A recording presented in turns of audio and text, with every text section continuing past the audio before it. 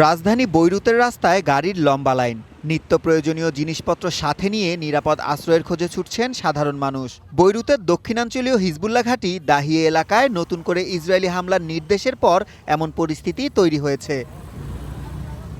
সোমবার সকাল থেকে দক্ষিণ লেবাননেও দফায় দফায় হামলা চালিয়েছে ইসরায়েলি বাহিনী।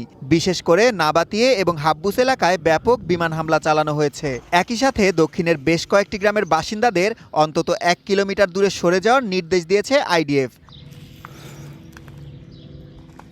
এমন পরিস্থিতিতে লেবাননের প্রেসিডেন্ট জোসেফ আউন যুদ্ধের পথ পরিহার করে আলোচনা এগিয়ে নেওয়ার ওপর জোর দিচ্ছেন। তবে ইসরায়েলের দাবি ক্রমাগত রকেট ও ড্রোন ছুড়ে যুদ্ধবিরতি লঙ্ঘন করেছে হিজবুল্লাহ, আর সে কারণেই বৈরুতে এই সামরিক অভিযান জোরদার করা হয়েছে।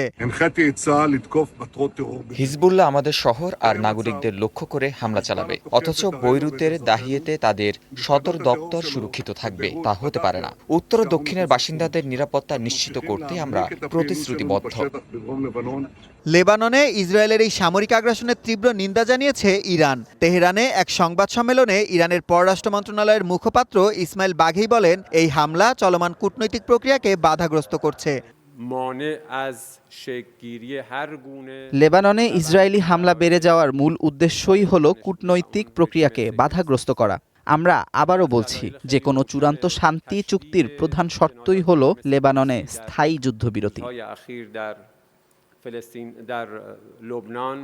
এদিকে ইরানের পররাষ্ট্রমন্ত্রী আব্বাস আরাকচি হুঁশিয়ারি দিয়ে বলেছেন, তেহরান ও ওয়াশিংটনের মধ্যকার যুদ্ধবিরতি লেবানন সহ সব ফ্রন্টের জন্যই প্রযোজ্য।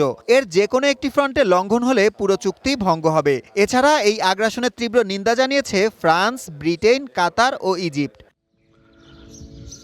উদ্ভূত পরিস্থিতিতে বৈরুতে হামলা বন্ধের বিনিময়ে হিজবুল্লাহকে হামলা থামানোর নতুন শান্তি প্রস্তাব দিয়েছে ওয়াশিংটন। তবে আন্তর্জাতিক মহলের যুদ্ধবন্ধের আহ্বানের মধ্যেই দক্ষিণ লেবাননের লিটানি নদী এলাকায় স্থায়ী সামরিক নিয়ন্ত্রণ প্রতিষ্ঠার ঘোষণা দিয়েছে ইসরায়েল। এমন পরিস্থিতিতে ওই অঞ্চলের স্থিতিশীলতা রক্ষায় লেবাননে একটি নতুন মিশন চালুর পরিকল্পনা করছে ইউরোপিয়ান ইউনিয়ন। সুলাইমান সবুজ, ওয়ান ইন্টারন্যাশনাল ডেস্ক।